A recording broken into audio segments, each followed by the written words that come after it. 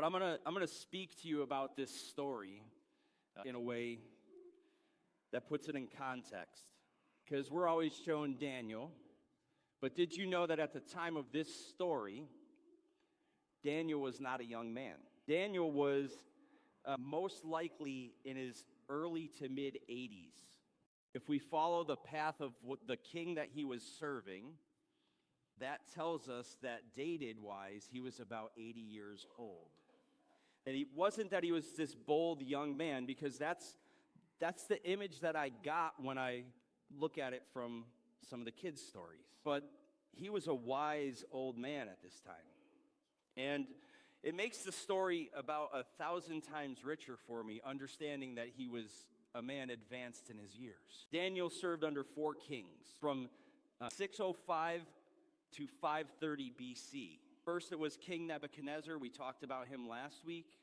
He was the Babylonian king that conquered Jerusalem and took Daniel and the others captive. Then we have King Belshazzar. He was the King Nebuchadnezzar's grandson. This is the king that had the writing on the wall and ended up being assassinated. Then there's King Darius.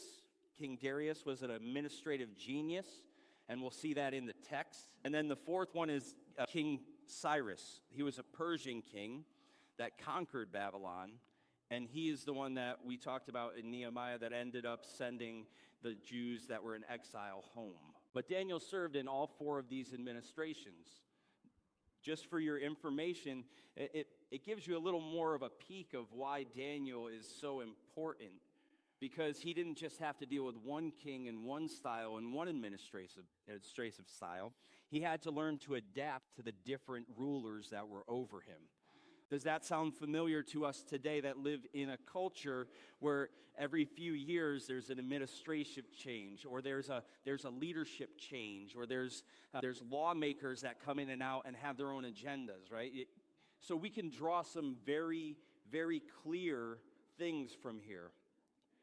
Notice that Daniel didn't do a few things. He didn't criticize. He didn't condemn. He didn't call these leaders stupid and demonic. Through 4 different administrations, he consistently loved and shared God's word with them. He shared his faith in